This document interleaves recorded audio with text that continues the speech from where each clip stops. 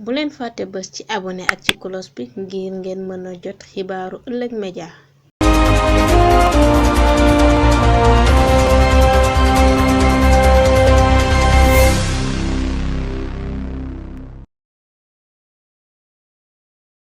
mbokk téléspectateur ëllëg média jàngeen jëf ñoo ngi leen di dalal fii ci siège u CSA mooy centrale syndicale bu nekk ci compagnie sucrière boo xam ne Moussa Ba moo koy diriger Moussa Ba moomu nag moom moo nekk invité ëllëg média tey ci le 2 mai dina ñëwaat ci feetu 1er mai bi boo xam ne sax mujjul am mu ñëwaat ci bilan centrale syndicale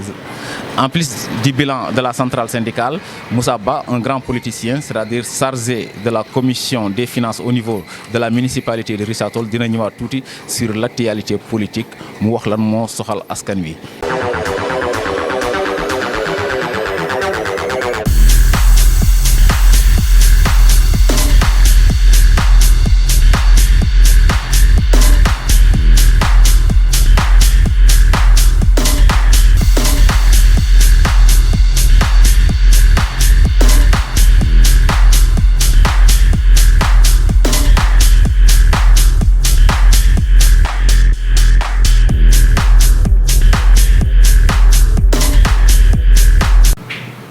Man maay Moussa Ba, secrétaire général de la CSA au niveau de la compagnie sucrière sénégalaise, di adjoint au niveau de la centrale mère, c'est-à-dire que CSA national. Mais aussi conseiller municipal au niveau de la mairie de Richard Toll. yor aussi foofu benn fonction wu président de la commission des finances. Alors ma liggéey aussi CSS nekkoon fa un technicien au niveau de la régulation bi may retraité fekk maa ngi nekk cadre au niveau de ce service qui est la régulation. Bon le syndicat de la CSA ñu gën ko xamee ci Sud CSS au niveau local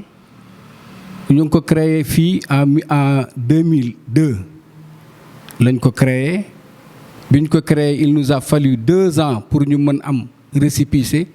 ba mën a déposer suñu récépissé au niveau de la compagnie sucrière. Donc je peux dire que c'est à partir de 2004 la ñu commencé di fonctionner ci au niveau de la CSS. loolu mooy le syndicat local de la CSS au niveau de CSA au niveau de la CSS. waaw xam nga un secrétaire général wala syndicat wala les militants du syndicat bu ñu demee ba 1er mai jot te mënuñu ko célébrer def ñuy metti ñun ñëpp def ñuy metti ñun ñi nga xam ne nous sommes des responsables parce que jour la boo xam ne ci la ñu waroon daje ak suñu ay militants. wax leen 1er mai fu mu jógee wax mbiru 1er mai. wax les acquis wax bilan bi nga xam ni liggéey nañ ko ci at bi ak lan moo ñu dese pour ñu liggéey mais bu ñu demee nag ba yàlla def mënuñu ko organiser daf ñuy daal di metti mais nag c'est indépendamment de notre volonté waaw parce que l'année dernière boobu Covid baa ngi saf donc il était interdit pour que nit ñi def 1er mai. Cette année-ci aussi bu ngeen seetloo au niveau national la coalition des centrales syndicales yi nga xam ni ñooy les centrales majoritaires au niveau du Sénégal muy par exemple la CSA la CNTS la CNTS FC l'UNSAS et l'UDTS. Bon ñoom au niveau national ils n'ont pas fêté le 1er mai. Ils nous ont appelé nous aussi ñun ñi nga xam ne ñoo yor local bi fii ñooy secrétaire général nekk fii ci local bi. Ils nous ont dit que c'est une instruction là comme quoi que ren mënuñu def 1er mai parce que toujours le Covid est là et que ñoom ils trouvent anormal ñu dajale liggéeykat yëpp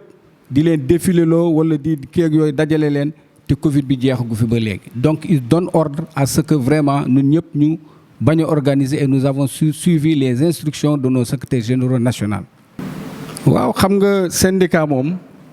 bu demee ba mënatul xeex. ak yelleefu travailleurs yi loolu moom syndicat amatu fa te yaakaar naa ne ñun heure bu ñu xëyee ci la ñu xëy heure bu ñu gontoo ci la ñu gont loolu moo tax fala budd nag mu am loo xam ni jotagun ko mën a réaliser, mais à chaque année dina am yenn yoo xam ni dinañ ko mën a teg ci loxo travailleurs yi xam ni ça c'est des réalisations. Par exemple su ma jëlee rek par exemple li jëlee daaw fin 2020 ak début 2021 bi, on a pu quand même faire beaucoup de réalisations parce que avec la direction ànd ak directeur des ressources humaines monsieur Louis Lamotte ñu def benn tournée dans le casier, dem ci ferme bu nekk wax ak ñoom,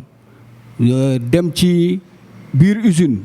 wax ak ñoom, ñu ñëw dellu si nag nun les travailleurs ñu def face à la direction wax point yi jàpp ci bay am na loo xam ni mën nañ ko teg ci loxo nit ñi. Parce que bu ma jëlee par exemple la culture dañu demoon ba nga xam ni permanent amatu fa woon, il n'y avait que des saisonniers. Aujourd'hui bi ñu demee xeex wax ak direction bi bay chaque ferme il est prévu d'embaucher, de passer en permanence 120 personnes. def nañu benn loo bu njëkk bi mooy ferme bu nekk jàllee nañ fa 60 personnes yoo xam ni permanent lañu. La deuxième vague normalement ce mois-là war na passer. Donc on aura à peu près pour chaque ferme 120 personnes yoo nga xam ni ils sont passés permanents. Ça je crois que c'est un acquis. Dans ce siège aussi on a pris 83 personnes yoo xam ni dañ leen passé ñoom itam directement permanent. muy une équipe choc boo xam ni day nekk ci biir culture. Équipe boobu nag c'est une équipe choc boo xam ni lépp lu ñuy liggéey ci culture ñoom ils sont aptes à le faire. Donc on peut calculer grosso modo qu'il y aura 120 permanents pour chaque ferme et plus 83 personnes yoo xam ni c'est une équipe choc. Boo demee au niveau de l'usine par exemple on a fait des régularisations ak harmonisation. Parce que xam nga la CSS c'est maintenant une vieille entreprise. Am na yoo xam ni mu ngi fi amoon yoo xam ni vraiment c'est un peu dépassé. Il y a des fonctions yoo xam ni presque boo xoolee ba ci biir Sénégal léegi sax fonctions yooyu appellation yooyu presque amatul. Et que aujourd'hui on a des jeunes diplômés de grands techniciens. Donc il fallait que ñu essayer régulariser, essayer harmoniser. D'où on a fait des harmonisations au niveau de l'usine ci yenn services yi. Vraiment ça a payé. Passé nañu aussi permanent ñenn ñi. Y a quelque chose daal qui est fait au niveau de l'usine, au niveau de la culture, au niveau léegi bu ñu paree yooyu dañuy dem attaquer ci ay DVT ak yooyu. Donc je crois que vraiment ñu ngi ci siège boo xam ni si on continue comme ça et que ça c'est le rôle du syndicat. Chaque jour que ñu xëy ñu ngi dox lan mooy tax liggéeykat bi jëm ci kanam mais du jeex. saa yu demee ba revendication jeex syndicat dootul am te xam naa ni du jeex incha allah. Ah ouais, des na ay points parce que là on a fait les régularisations, on a fait passer les gens en permanent et consorts, mais bu ñu paree il faut que ñu xeexaat pour que par exemple qu'il y ait des augmentations de salaire un peu partout. Il faut ñu xoolaat aussi l'hygiène et la sécurité au niveau de cette entreprise là. Donc il y a beaucoup de choses yoo xam ni war nañ ci dox. Lépp loo xam ne dina tax liggéeykat bi nekk en sécurité, liggéeykat bi salaire bi mën a yokk, entreprise bi aussi mën a fonctionner normalement, parce que s'il y a pas d'entreprise, il y a pas de travailleurs, et s'il y a pas de travailleurs, il y aura pas de syndicat. Bon, avant may dem ci relation yi, vous m'excusez nag vraiment que les gens m'excusent parce que foofu laa waroon njëkk a commencer. Mooy que ni cette année-ci on a eu une perte de notre camarade secrétaire général Aliou Ba. Vraiment mu xaw ñu touche mu nekk ci ñun ba léegi. Tristesse boobu nekk ci ñun ba léegi, mais c'est comme ça la vie. ànd boo gis day am benn moment ànd bi day dañ nii mbaa nii, mais ànd bi day dañ. Mu nekkoon benn camarade boo xam ne on a cheminé ensemble très longtemps, ñu bokk suñu lépp. ñu ngi koy ñaanal yal na ko yàlla xare àjjana. ñu jóge foofu ñàkk aussi un DG André Froissart mu nekkoon aussi benn DG boo xam ni il était très compréhensible. ma xam ni vraiment ñun en tant que syndicaliste ak moom en tant que DG on se comprenait bien. On se comprenait bien parce que moom il savait vraiment qu'est-ce qu'un syndicaliste. Il savait qu'est-ce qu'un syndicat. Donc on se comprenait bien, moom aussi ñu koy ñaanal yàlla. waaw suñu diggante ak patronat bi xam nga diggante syndicaliste ak patronat moom ratax ñagas loolu rek moo fay nekk mënul ñagas toujours mënul ratax toujours day ratax tey parce que ñun bu ñu demee yóbbu suñu doole ak kët ba mu génn ratax na bu ñu demee ba dóorante keeg day ñagas ak ratax rek ci loolu rek lañ dëkk d'ailleurs. actualité politique locale bi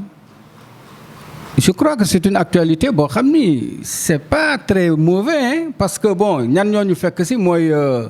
ñoom Oumar Sarr bon te ñoom Oumar Sarr ils sont maintenant dans la mouvance présidentielle donc ñun ñoo bokk suñu lépp buñ ko ñun ñoo bokk suñu lépp nag je crois que li fi nekk rek mooy lii nga xam ni coalition Benno Bokk Yaakaar moo ko doon liggéey fii et à la tête de cette commune-là il y avait la coalition Benno Bokk Yaakaar dem élection gagné élection yi et puis on a mis en tête le maire Amadou Mame Diop d'ailleurs bi ñu koy félicité ci nomination bi ñu ko nommé DG ñu ngi si ñaanal yàlla jàppale ko si donc ñu ànd di liggéey ba yàlla def Oumar Sarr ñëw fekk si coalition Benno Bokk Yaakaar ñu renforcer mu nekk léegi une coalition présidentielle boo xam ne ñun ñëpp ñoo ànd liggéey et je crois que bu ñu àndee aussi di liggéey ñun ñëpp dañuy liggéey pour gagner la commune dañuy liggéey pour gagner le département donc man gisuma ci benn inconvénient parce que yenn xëccoo war a ci am donc je crois que waxtaan bu jubóo rek la te yaakaar naa ni comme le président de la République am na confiance Oumar Sarr war a ñëw fekk nu fii ñun ñëpp. lenn loo xam dafa am loo xam ni mu ngi si biir politique kooku nit bu nekk war na ko sóoraale mooy que ni politique en général li ci gën a bare mooy que ni da ngeen di commencer dara par exemple je prends le cas de l'APR dañ ko commencer ànd bi président nekkul président ñu ànd ñun ñëpp ba yàlla def nekk président. ñu ànd nag di dem ba am ñoo xam ne ñoo ñu fekk si nit ñi aussi bu ñu ñëwee fekk si ñu dañuy yaatal rek bu dëgg bu ñu yaatalee kenn ku ci nekk dana si am wërsëgal man dama ko gis kenn ku ci nekk mën na ci am wërsëgal mais ñëpp aussi mënuñu am man Moussa Ba man xaw ma keneen mais man loolu ça ne me dérange. maa ngi liggéey pour que Macky Sall par exemple réussir mission maa ngi liggéey aussi pour que par exemple ñi nga xam ne defoon naa ko fii def campagne taal sama oto dugg ci dëkk bi ñu ànd ñun ñëpp am pour Benno Bokk Yaakaar campagne la Mame Diop ba yàlla def Mame Diop nekk man loolu loolu moo ma soxla tant que loolu mu ngi fa am rek y' a aucun problème. maintenant ay frustration mënu ñàkk même dans ta propre maison il faut mu am ay frustration mënu ñàkk. de toute façon c' est les gens qui vont. surtout ci courant am ndox ak yooyu on a fait def nañ ci jéego bon am na yoo xam ne aussi ñu ngi koy def ñu ngi ci teg seen i bët bon le jour yi les gens apprécieront s'ils apprécient positif ok s'ils apprécient négatif aussi en tout cas ñoom ñooy xam nga booy liggéey moom yow da ngay déglu nit ñi rek di liggéey li des ni nag li ngay liggéey est-ce que ñoom ci seen wàllu bopp doy na leen wala doyu leen ñoom ñooy am dëgg moom maa ngi leen di gërëm maa ngi leen di sant. di féddali sama kóllëre surtout ak sama camarade secrétaire général yu ma nekkaale ci coalition bi di Makhari Samb bi nga xam ne moom mooy secrétaire généralu CNTS di Amary Diouf bi nga xam ni moom mooy secrétaire généralu CNTS FC ak le vieux Ousmane Ba bi nga xam ni moom mooy secrétaire général UDTS nga xam ni Ousmane Ba boobu mooy président coalition bi maa ngi leen di feddali kóllëre vraiment di leen gërëm aussi di leen sant di wax ni rek ni ñun moom muy su ma ko waxee mën naa ko wax au nom de tous les collègues là de la coalition Aliou Ba du nu noppi di wax waxam def il nous était cher nekkoon ci suñu biir xol kon fu nu toll dañ koy ñaanal chaque réunion balaa ñu koy démarrer dañ koy ñaanal te loolu rek lañu deseeg moom di ko ñaanal ñaan yàlla ñu ne suñu ànd bu ñu ànd bi yàlla teg ci loxoom ñu ànd bu rafet gën a rafet rek parce que rafet na ba pare ñu muñalante àddina loolu daal laay wax nuyu ñëpp gërëm nag samay les membres de mon syndicat les militants de mon syndicat mes camarades là di leen gërëm bu baax di leen wax ni nañu liggéey bu baax y a aucun problème gis ngeen fii mooy bourse bi voilà donc tout se passe bien ok waaw. bu leen fàtte bës ci abonné ak ci cloche bi ngir ngeen mën a jot xibaaru ëllëg média. Audio Jungle.